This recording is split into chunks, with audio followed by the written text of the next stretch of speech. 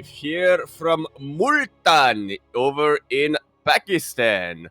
We are here, of course, today with the next edition of Grand Platypus Open. This time, 79. Ooh. Where's 9? But 70. Unless this is 97. Nope, 79. Okay, I read that right the first time. We are going to be kicking things off with a PvZ. I am, of course, the Yakuzaku of Yakuzaku, and with me is La Jaguar e Bebe Baran Jäger, Light _VIP. I agree, Demi. I'm being slandered. I can't communicate with the people. I'm an observer. I'm not a referee. What the hell? Get him, StarDuck. Get him. But yes. Oh god. Ay. But yes, welcome back, everyone. This is another edition of, as it looks like maybe we have a bit of a hotkey issue. Oh, never mind. It's okay. Yeah, I don't really know what we call it. Yeah, all good. Yeah. But yes, we are here in another edition of Grand Platypus Open, and mate, I cannot wait to dive into this. You know, we're going back to the double limb. We had single limb last week, but mate, we still got some quality players. That we do, such as the player in the top right-hand corner of the map here, spawning all the way to the top right-hand corner, a red Zerg player coming down from the land of India. He is, of course, going to be representing Alpha X. He is Demi. And spawning in the bottom left-hand corner of 2000 Atmospheres LEU, we have the Australian Protoss player. He is blue, representing the Cranky Ducklings. And not playing KS2, it is StarDuck. Not playing Dota either. I mean, if you're wondering what the commentary from the players was at the start of the game, at the moment, a lot of the players in our region are playing Dota together. Like every single night, they've been getting together for 10 mans. That is 5v5 pre-made custom groups, basically, of Dota. So Azure, fun fact, currently Azure and Pez, that's what they're doing. That's yep. Azure and Pez, I think Chappie as well, Huts, like all these guys are all just SMH my head. Playing single limb, man. Yeah, shaking my head, man, shaking my head. Sioris, they got Sioris in as well. Like what? How did that happen? God damn it. They got Sioris? Yeah. Shaking my head. Still alive? He be living. I mean, if you play Dota, are you alive? I mean, I don't know, man. That's deep. Oh god. So yeah, I'm pretty excited about this. Just because one, of course, you know, it's great to be covering a PvZ with one of the Ducklings. Two, StarDuck actually has been laddering. I love it. I was hoping that maybe something like this would happen. I don't know if you remember, but a week ago he had a show match with Azure and he just got knocked around. And I'm hoping that maybe that kind of, you know, shook him a little bit. He's like, you know what? Maybe I should practice. That old Brorios show match, you can catch a VOD over on Nameless's channel. Did you watch it? I don't remember the URL off the top of my head. I like saw a clip and I was like, oh. You need to watch it. Well then. It's pretty good. It's pretty good. Alright then. I recommend. Well, mostly it's just more confirmation that PvT is unwinnable. Oh yeah, of course.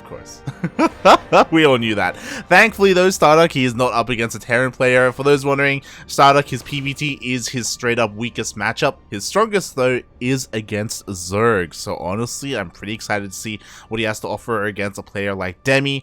Mate, we're here on 2000 Atmospheres. Is he crazy enough to go for Tempests? Well, you say that he has been laddering lately, so unfortunately I feel like that probably has tempered his sensibilities a little bit. If he was laddering as Terran, then maybe, but he has been playing a lot more Protoss recently. True, very true, and here we go. Whoa, after that Stargate opener, we don't have the typical StarDuck that we know and love. Depending on what you love him, man. The StarDuck that we know. We know him. Yeah. And of course, he tries to wall off and go full on Sky Toss, but that has become a little bit predictable in this matchup. No, he is switching gears entirely, mate. Yeah, I was fully expecting him to just do the classic thing of getting that forge and using it solely for cannons, get his +1 flyer weapons right off the bat, but instead throws out a Twilight Council a little bit beforehand, so yeah, he wants to be a little aggressive here with gateway units. Yeah, you say gateway units. I'm feeling charge. We'll see because he threw down a forge. No, he's going Blink Stalkers! Ah! Alrighty then. Bit of a well-rounder upgrade, I would say, but not as effective. Not as effective offensively compared to charge. Yeah, I mean, there's a lot available with this, right? Like, going into Blink Stalkers from here can really blindside Demi. I remember we casted a very similar game. I say it was over the weekend. Who did I cover? I think it was during the our BTL match this week, where our Protoss player, or a Protoss player, decided to go for this build, and inadvertently the Zerg player had gone Evo Chamber +1 melee, like Mass Ling. And they just went to town on the Mass Blink Stalker, mate. Now you say a Protoss player, was it StarDuck? It's coming back to me, mate. It's coming back to me. Who did play? I don't think it was a BTL match. I think it was like Bota or something. Maybe I'm thinking of Parker Mike, but it did happen this weekend. It all just kind of blends together. That sounds oddly familiar somehow. No, I remember there was a Protoss player who did go for a pseudo Soul Train with a ton of sentries, a ton of stalkers, but no immortals. I remember that too. Yeah. It was during Bota. I remember Neo was casting that. Yeah, and he just straight up died to just mass. Yeah, it was horrible. But thankfully, was it Special versus Jaime? No. They both off race. It was a PV. True. No, I think it was in the semis previously. But here we go. StarDuck is already across the map. He does have the War Prism, his Blink Stalkers. Thankfully, his opponent didn't go for melee with Lings. Instead, we do have some more standard Roaches, and that's kind of what Stalkers want to go up against. Absolutely. Against Roaches, Stalkers can really utilize the longer range that they have, and of course, Blink gets them out of a tight jam. They see an opportunity, they can jump right on top of it as well. The force fields will be built down, but I feel like there are enough sentries here that it shouldn't be too much of an issue. Oh yeah, mate, this is beautiful. All the queens are going down. The Roaches can't do anything. We have a Spire behind this, but Mutas are not going to do anything against Blink Stalkers, mate. We need Lings, we need Roaches. And we're getting a lot of Roaches, not as many Lings. Oh god, exactly, and I'm worried because StarDuck, he reinforces, he gets another massive warp of Stalkers. He wants to overwhelm and break Demi from here. He already gets the third base. Thankfully though, Demi, he was able to evacuate. He does have a fourth. And he has also been able to take out all of the sentries. So, your StarDuck won't entirely be able to have his way with the Roach army here. Yeah, and because of that, honestly, this is a pretty big win for Demi. Again, especially because he kept the majority of his workers alive. Like, he just lost Roaches, really, and now he's survived. Yeah, hasn't really taken too much economic damage. Of course, losing that base isn't ideal, but as you were mentioning, oh my god, he was able to evacuate, and he was already expanding elsewhere. That was such a big great pile, by the way. Oh my god, Demi, he foresaw the future, and StarDuck just went right for it immediately. With the death of that War Prism, that means StarDuck, he can't really harass anymore. Like, he's forced to go all the way back home, he can't reinforce, and now Demi is the one with map control. Well, they're still kind of fighting for that map control. This is still a decently effective force out of Stalkers that StarDuck has. It's just that he can't take too many casualties because he can't reinforce it. Yeah, exactly. So he has to be so careful. This is a very delicate army to work with. Meanwhile, I did see that a second robo was thrown down, so we have double robo production for disruptors. I don't believe the Spire was scattered. No, it was not. So these mutas could potentially deal some damage. These bases are so exposed. Yeah, there are a couple of cannons now, but they're not in the mineral lines. The Stalkers as well moved forward. StarDuck wants to attack once again. And this may just force them all in. Yeah, exactly. I mean, the mutas are going to dip in. Meanwhile, the main army of Demi is already meeting that of StarDuck. We do have a War Prism trying to sneak in, so we could be in an awkward base trade depending on how much damage this War Prism can do. Well, we shall see. Colossus are actually being made right now instead of Disruptors. A couple of Stalkers got warped in back home. Should be enough to chase the Mutalisk away. Yeah, exactly. The Mutas, honestly, oh god, they've killed 16 probes. Jesus Christ, that is devastating damage. StarDuck is essentially all in, but you know what? We have Hydras coming out here, more Roaches. The production of Demi just hasn't been slowed down, and StarDuck has.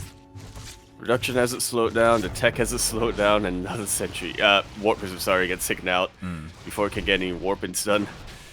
And tech-wise, what does StarDuck really have from here? He's getting some Disruptors out, which are going to be useful against the Roach Hydra, I suppose. Yeah, I mean, the biggest problem is that that the front line. Yeah, like StarDuck, he's working on Ground Toss, and Ground Toss struggles so much against Hydra, Lurker, Viper. Before that composition comes out from the Zerg player, like, the Protoss army can be pretty devastating, but Demi has just done such a good job at crippling the economy. Like, by the time StarDuck gets his ideal army out, like, as you were saying, the Hive is already done. Like, Lurker range is already on the way. We're just missing Vipers, really, before Demi has the perfect army, and he may not even need it. Yeah, he was able to deal a lot of damage earlier on, regardless, so he is soaring away when it comes to the army supply. StarDuck is starting to catch up, but we're at the point where Demi wants to trade some of his Roaches. Not that many, though. Exactly, a massive Disruptor comes in from the flank, so StarDuck, again, he holds on despite having a lower army supply. His army is more efficient, you know, it is more high-tech, so he's trading a little bit favorably. I just do worry when the Lurkers come out. Like, that's going to be the game changer. Like so. Yeah, Groove Spines is done. Adaptive Talons is still on the way, and oh god, this is the other one. The Spellcaster, the Vipers are coming out. And like, the big problem that Demi has to deal with are these Disruptors, but they're not going to be a problem if they get abducted. Bit of a big if, though. As we do still have a ton of Stalkers that can shoot those Vipers out. True. Assuming StarDuck targets them down quick enough. Very true, very true. It all, at the end of the day, it comes down to control, right? You know, it comes down to whether Demi can get close enough. He is still in the military. Meanwhile, StarDuck is pushing out across the map. Ooh, he runs into a Spine Forest, though. Yeah, StarDuck is trying to do whatever he can to deal with these. Hasn't lost too many Stalkers yet. That's a really good yoink, though, on one of the Disruptors. Can he get another? Doesn't even have to. Exactly, he just gets one, and then StarDuck knows, like, okay, I gotta back off. I need something else here, and that answer is going to be High Templar. High Templar to try and, like, dance and counter those Vipers, get those feedbacks going, and maybe even get some Storms. We do see a transition to Skytus as well, which is great. It's just, it takes a while to get into this. Like, StarDuck needs time. He needs all the time. He needs time. He needs a lot of resources as well. Finally, he does have 4 bases saturated. True. But that Nexus is so low. Oh no. Oh no. StarDuck has to be so confident to get surrounded. We do have a burrow here from one of the Lurkers. The last Nova will go off, but one Nova is not enough to kill a Lurker. Up. 2 maybe! As we see, it is enough to kill 1 Lurker. Only 1 goes down. Another Nova is about to come out, and it will connect with the Roaches.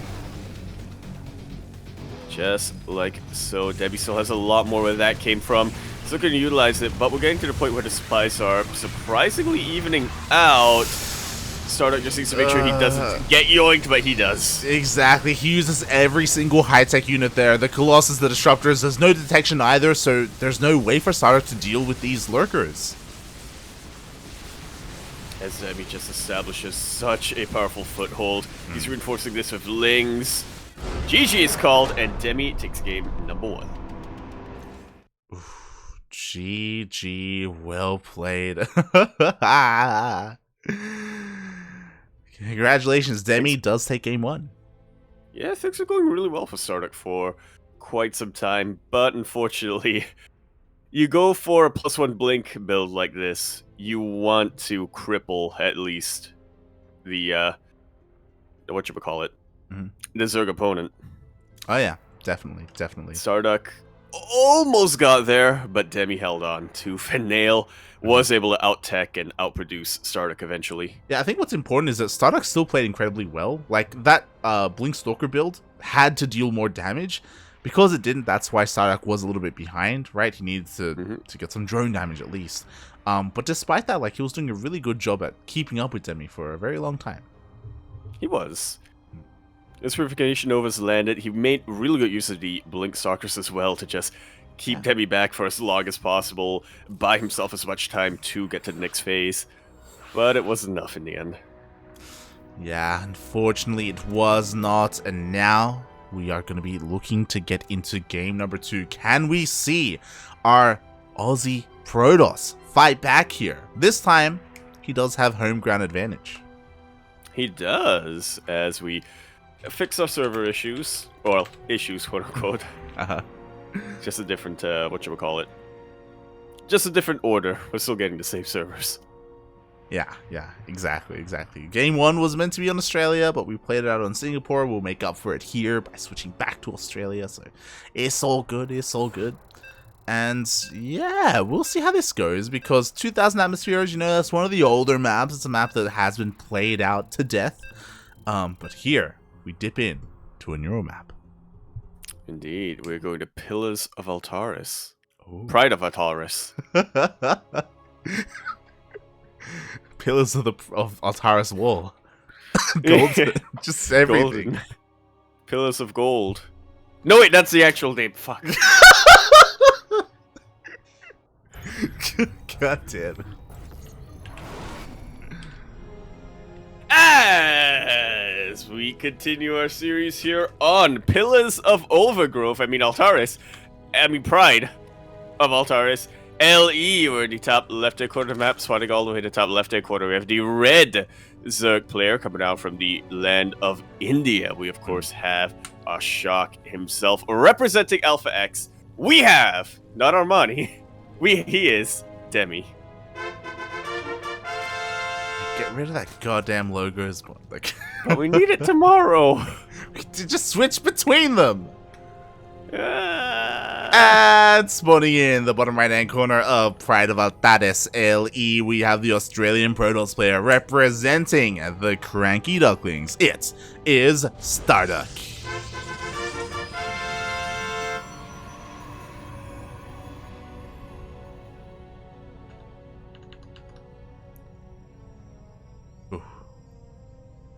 Alright, newer map, newer build, hopefully. TM, fingers crossed. Fingers crossed, man. Fingers crossed.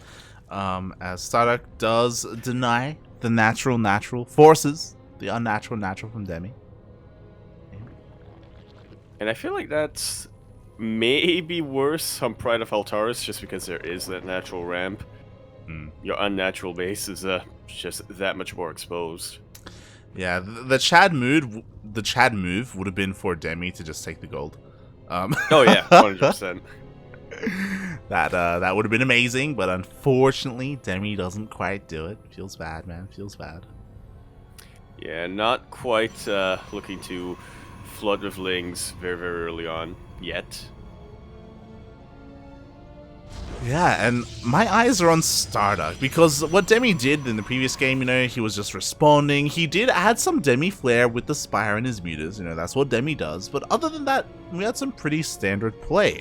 StarDuck was the one who brought something new to the table, so I want to see if he wants to maybe try and do more of the same to find better success with it, or go back to what he's used to and go Skytoss. Well, I too would like to see something similar to that earlier on with a +1 attack very, very early, but we shall see. I haven't really been able to catch as many games of Pride of Altaris. I'm not entirely certain how different compositions play out yet. Yeah, this is very reminiscent to maybe Jagannatha without the speed zones, in the sense that maybe it's a very long map. It is quite a long map, so right. Because of that, counterattacks actually take a decent time to actually go across the map. So because of that, it does lean towards a later game. I know Eric, I had an interview with Eric a couple of days ago, and he was like talking about how like because of that like things like 12 pools don't really work here. It's just it takes too long for the links to get across the map, and it can be a little bit brutal. So it's not necessarily worth that kind of opening in this matchup. Yeah, you could kind of get away with that on Jaganatha, just again because of those speed zones, right? Yeah. That's why Roach Queen timings hit a lot quicker as well. But Pride of Antares is a bit of a slower pace map in that regard.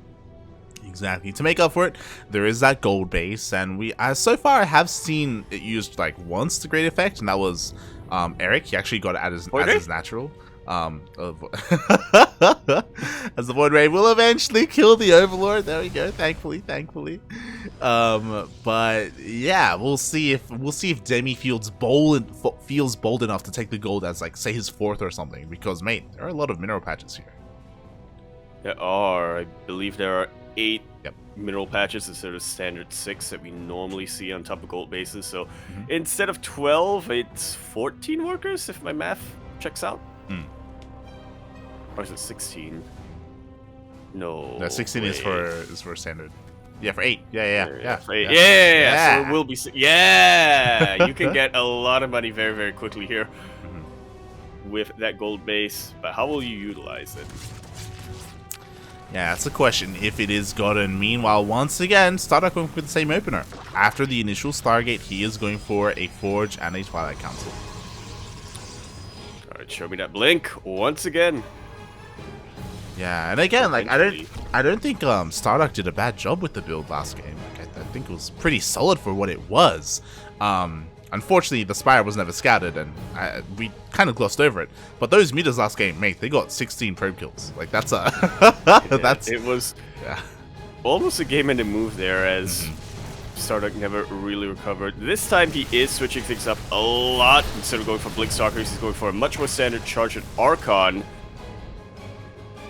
which should hit a lot harder, should hit a little bit faster compared to his Stalker build earlier on, but I don't know, I feel like either build would still work out pretty well for StarDuck. He just needs to tighten it up a little bit. Yeah.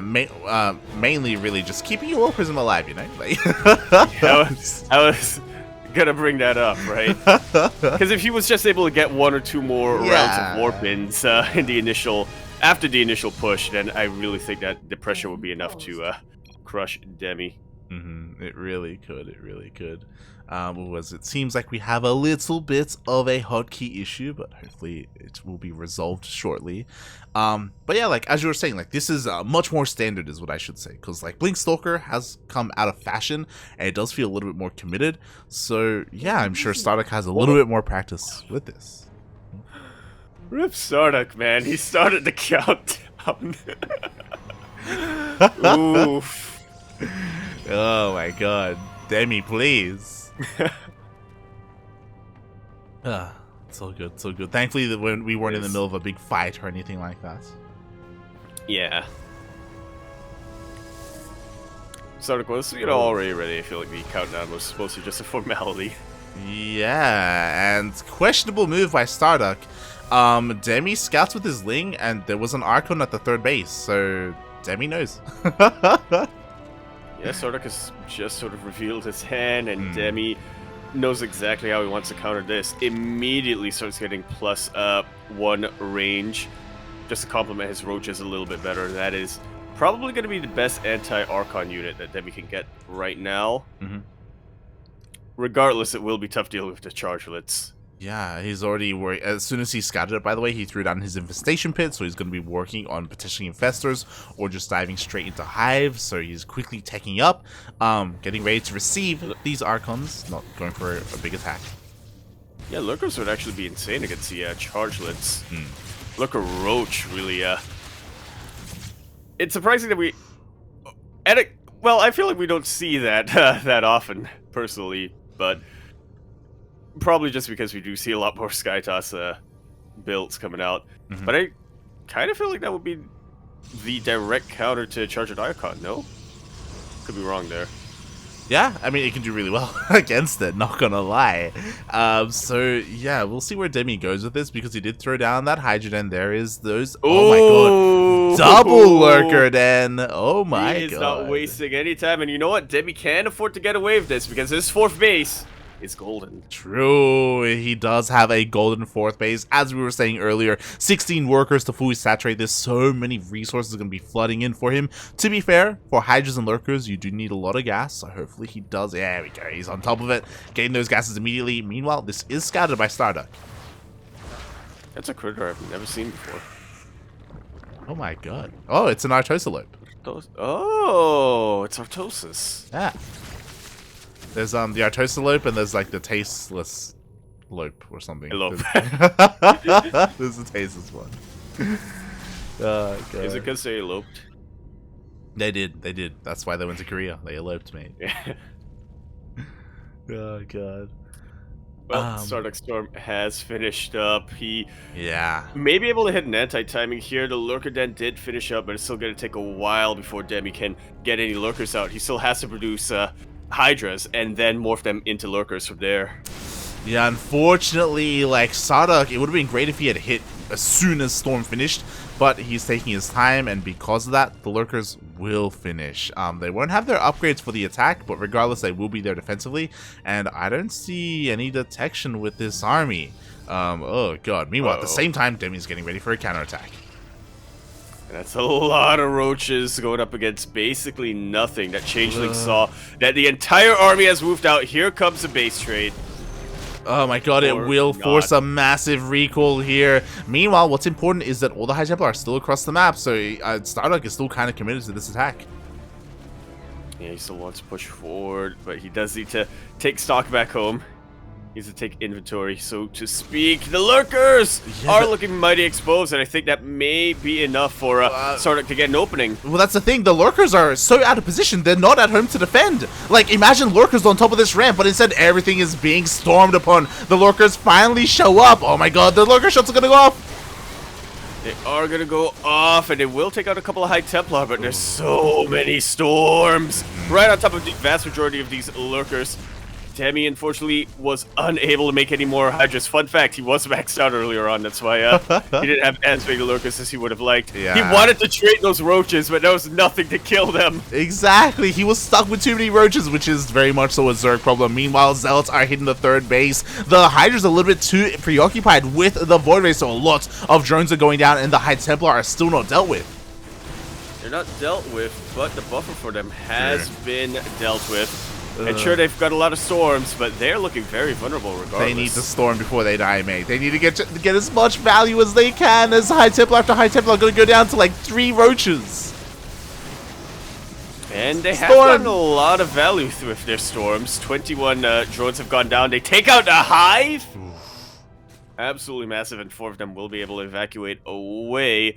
What does Demi have from here? He's lost a lot of tech. He's lost a lot of drones, but he still has a decent army and that gold base. Let's not forget. Like, the problem is that, sure, the Hive went down. Actually, the Hive went down. You know what that means? No Vipers. Exactly. I was contemplating, would it have been worth killing the Lurker Den or the Vipers instead? The Hive instead, I should say. It's a little bit difficult to choose. Meanwhile, yo, Storm's up! Ooh, 7 more drones get taken out, and this gold base is looking so vulnerable, man. StarDuck can storm from the high ground, see when he has vision. Exactly. It's not going to take too much at all, but he has to be careful because, again, the Hydras are hunting down that War Prism. He doesn't want to lose it for free. No, no. Ooh, no. And he will lose the High Templar. He will lose the War Prism as well. A couple more storms land and do bruise up a couple of Hydras, but just like that, StarDuck has lost the map control. Yeah, exactly. Meanwhile, what do we have at home? We have plenty of High Templar, plenty of Storm. He should not die to a Hydra counterattack, but he still has to be careful because, honestly, like that buffer you were talking about, there's honestly not that much to protect these High Templar. He has to be careful. Yeah, carriers are good, but 2 carriers versus this many Hydras, it's a little bit difficult to tell. Yeah, it's not going to be enough. Thankfully, there are Zealots and Immortals to help buffer and help keep all of that alive. We have a bit of a cheeky Zealot run by, but it's not going to really deal too much damage. What's important, though, is StarDuck is getting another base up and running. And, you touched on it, he is getting into Skytoss.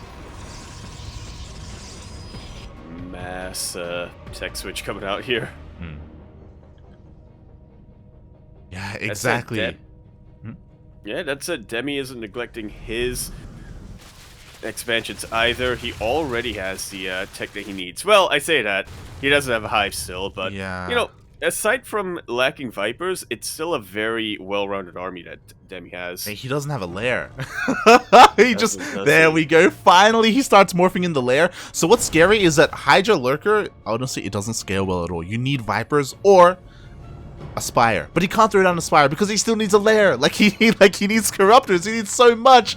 It's so huge that StarDuck was able to snipe that hive earlier. He's also almost maxed out, so it's going to be a little bit difficult for him to send run-bys to keep StarDuck's economy down. That he is. Meanwhile, StarDuck has to be so careful with how he pushes in. He cannot lose these High Templar. I would love for him to make another War Prism just to hide those High Templar up there. Meanwhile, the carriers are slowly pushing out, slowly dealing some damage. Yeah, I do like the pseudo arc that Demi has set up here. Just to get a little bit of damage as StarDuck pushes out, but it is going to collapse if Demi stands and delivers. It's one of those things where the carrier count is getting to critical mass. It is. Like, Hydras will, or they cannot stand against this many carriers, so Demi has to be careful not to lose too much too quickly. You were talking about, like, maxing out earlier. Like, it's going to be so difficult to remax if you lose all these Hydras. Like so. Mate, look at the gas bank. It's just not there. It's completely spent. It's got a lot of minerals, not a lot of gas, and he can't exactly dump those minerals into Zerglings either. Again, because he's maxed out. This We're is pretty close to. Yeah, and this is the problem with Hydras, is that they are not very gas efficient whatsoever. GG gets called, and StarDuck fights back. Ties up that series sideways 1-1. Told you it was an effective build. To tighten up. Yeah, there we go. He needs to not get Blink, apparently. I still believe in the power of Blink, personally. I do as well. Yeah. Just one of those issues where he just needed to not lose a War Prism is the thing. Twice. But regardless, GG, well played. StarDuck was in full control after he sniped that hive. Again, Demi was stuck in a Zerg player's worst nightmare. Twice there. One was when he maxed out and he had too many roaches, which is an awful position to be in. Right? They just take up so much supply. They're so horrible. Yeah, I could tell you were getting flashbacks to your ZVP ladder games. 100%. Wait, you think I get maxed out in ZVP? Mate. The other... Wish. That's how you know that's how you know you're dreaming. Exactly. The other thing was that, unfortunately, because of the snipe on that hive, Demi, he saw the carriers and he needed desperately to get out of Hydras. He needed Corruptors. He needed not just Corruptors, but even Vipers, and it was just out of reach. He couldn't get it. He was just stuck producing nothing but Hydras. And we saw what happens when you're stuck in that scenario. Yeah, understandably, Demi was hesitant to get to Hive Tech by his natural base. At that point, it was a lot more vulnerable. But it did mean that he had to wait for the main base hatchery to finish up, and then turn that into a lair, and then turn that into a hive. Did he solve the infestation pit, actually, now I think about it? I think the infestation pit went down in the assault, too. So then he also had to wait for the infestation pit to finish it. A lot of lost time. Exactly. Oof. With that, we are diving into the ace match, and it is going to be on Hardwire LE. Another one of those new maps. Yeah, well, we say that, but it's essentially Beckett. Shaking my head. Oh, God. Here we go, man. The ace match. Game 3. What's it going to come down to as we conclude this series here on Hardwire LE? We're in the top right-hand corner map, spawning all the way in the top right-hand corner. We have the red Zerg player coming out from the land of India. He, of course, is going to be representing his team Alpha X. We have the Shark, who patrols the waters of the Bermuda Triangle. Can he drag down the Duck to the depths? We shall see. He is Demi. And spawning in the bottom left-hand corner of Hardwire LE, we have the Australian Protoss player. He is blue, representing the Cranky Ducklings. It is StarDuck.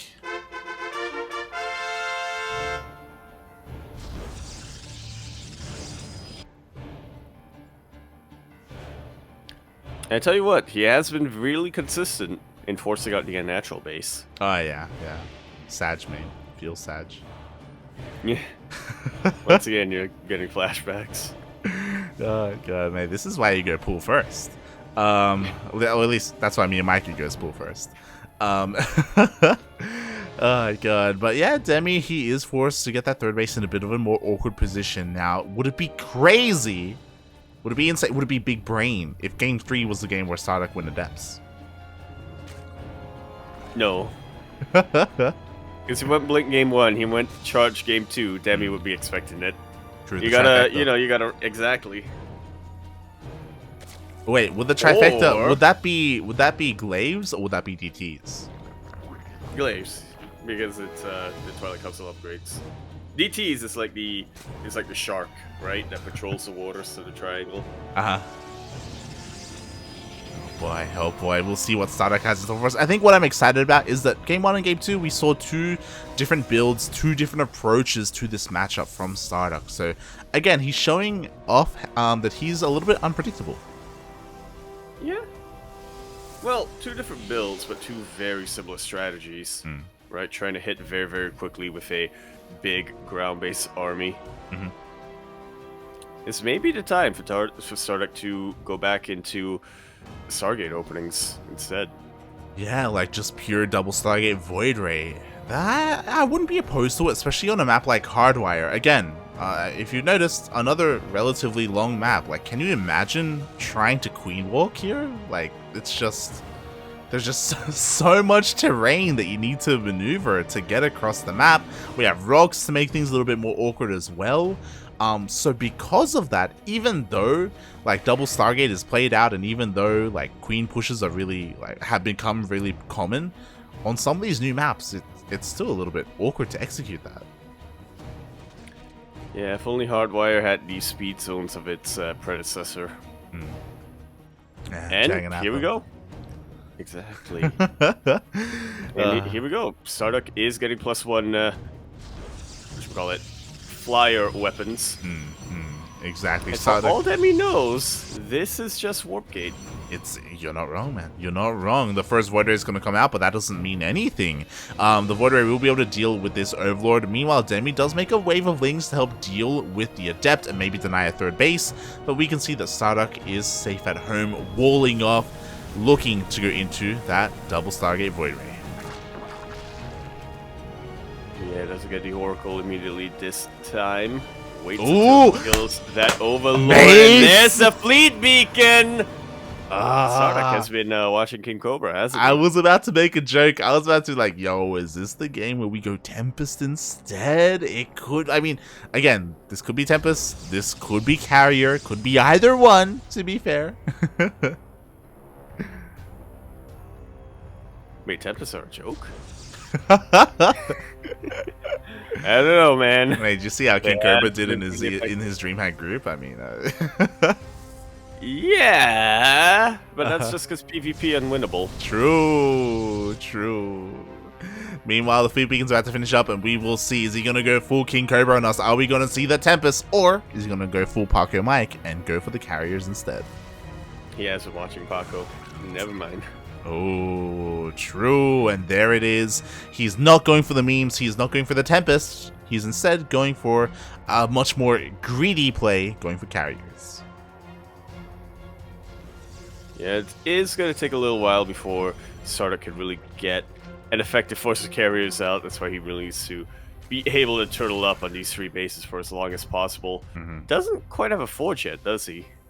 Yeah, again, he's just being so greedy. He cut so many corners, he delayed the wall so very long, he got a very quick +1. He's already working on +2 flyer attack. That's how fast his upgrades were. Finally, we see the forge, but as you said, like, he's cutting all these corners, but he's getting away with it because Demi wasn't going for an early push, you know? He's droning up. We'll see if this comes back to bite him later on. There's always a world where, you know, Demi drones up very, very hard early on. He techs up, he is getting that lair, and then from there he just gets a whole mass of Hydras that can counter the carriers very, very early on, but we'll see if this is that scenario. Yeah, that's if what this is that timeline. That's what this build is weakest to, and I 100% agree with you, and I'm leaning towards that direction as well, especially with +1 ranged. A Hydra timing would do wonders for Demi right now. Like, without charge lots, without stack defense, without disruptors, like, Hydras are just going to walk over this. Pretty much. StarDuck surprisingly going to move out with his carriers. I guess he does have a recall available if things really start to go awry, but I don't know. I feel like he's just revealing his hand a little early. He is, but because he wants to deal some damage, it looks like he will deny the 4th base here. Who needs carriers? Who needs Void Rays when you have carriers? This is maybe a little bit too ambitious. You know, at least he forces all this energy loss from the queens. But what's important is that we do not see a Hydra Den. Interesting. We see a Spire. Huh. Alright, well, I guess Demi is thinking ahead a little bit then. Doesn't want to go for a timing where he needs to kill the carriers and then deal damage from there, right? He wants to go for something a little bit more well-rounded, something that can survive a little longer in the late game. Yeah, I'm really curious to see if he will go for the standard thing, which is Corruptors, or if he goes full Demi and goes like Mutas, something crazy like that. Meanwhile, the carriers come in once again. The energy has run out, so finally the queens are starting to get picked up. One by one, but not that many. I think it was 1 queen for all those interceptors, which I guess overall was worth it in the end, but I don't know. Interceptors cost money, and the cost of building them stacks up over time. It really does. Meanwhile, as all that was happening, we see a full switch into Void Rays. So if there are going to be Corruptors coming out, the Void Rays will be ready for them. Flux Veins also finished researching as well. So these Void Rays are going to be speedy boys. This is when Demi just gets fearless, isn't it? Goes full big brain. And actually, he's getting 1-1 melee and carapace in addition to his +2 range. So yeah, might be a switch into Mutiling Bane, potentially. Interesting. He is working on Baneling's speed as well.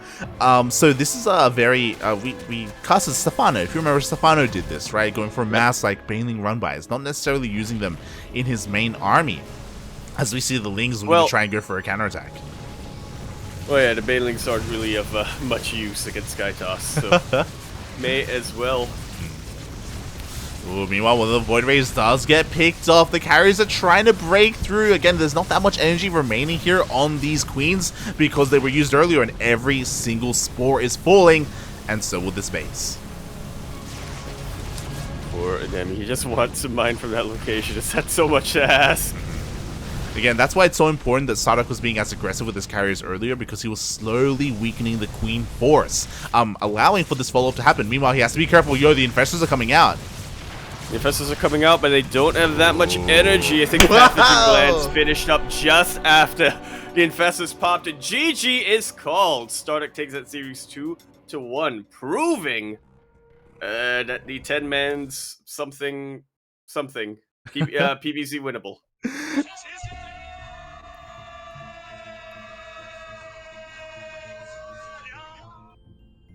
GG. GG. PvZ winnable confirmed. StarDuck takes the series, and again, he was playing on a knife's edge. He had to be as aggressive as he was there, killing, or again, like forcing all these transfuses, killing off some spores, some queens, to eventually snowball like that, because if the game went on longer, we saw Neural was on the way, Infestors, we already had the Spire, like Demi was getting ready to like explode with his army, but he wasn't there yet.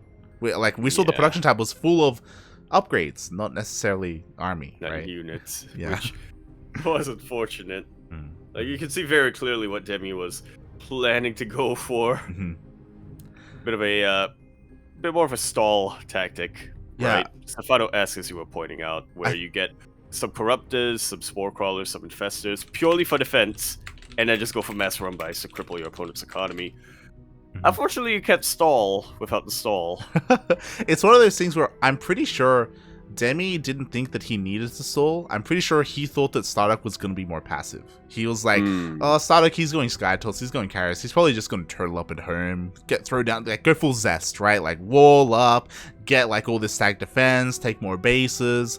But StarDuck had other things in mind. Like, he knew, like, that he could be that aggressive, right? And try to win it then and there instead of extending the game even longer.